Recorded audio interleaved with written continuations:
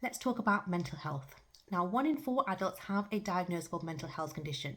This could be anxiety disorders, depression, eating disorders, bipolar, to name a few. But research also shows that we are finding it really hard to talk about our mental health if we are struggling. Now, there could be a range of reasons for this. 1, we don't know who to talk to. 2, we feel that it might be a burden on somebody else if we share our thoughts and emotions. 3, we fear we might be judged if we share our feelings. 4, we feel that our problems might be irrelevant or insignificant.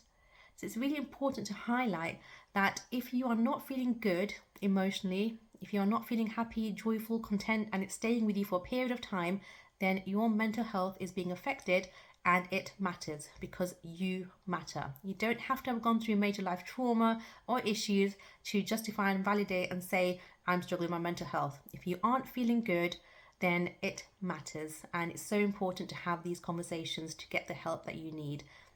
Now, trust me, I appreciate it's not always easy having that conversation, but it's so important that we start taking steps in doing so.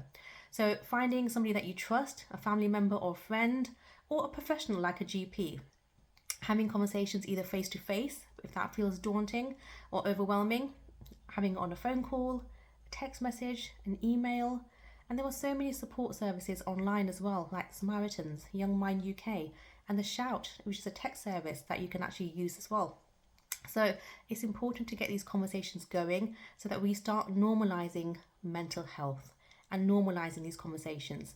And if you notice somebody around you that is, appearing a little bit different, their moods change, their behaviors change, their actions have changed, check in with them. Often we find it hard to maybe check in with other people because we don't know what support to offer them. But very often, just checking in with that person and listening is all that person requires. They don't necessarily want solutions or an overnight fix.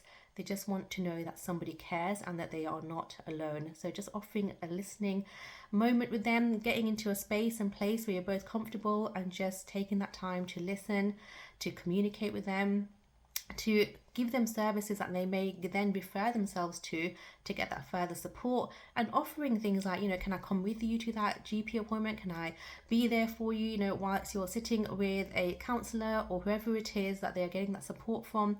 Maybe just offering just to go for a walk with them or doing an activity with them.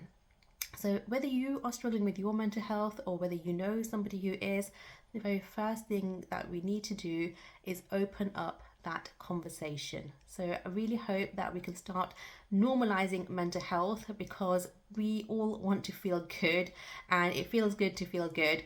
So let's start supporting each other and start supporting ourselves as well.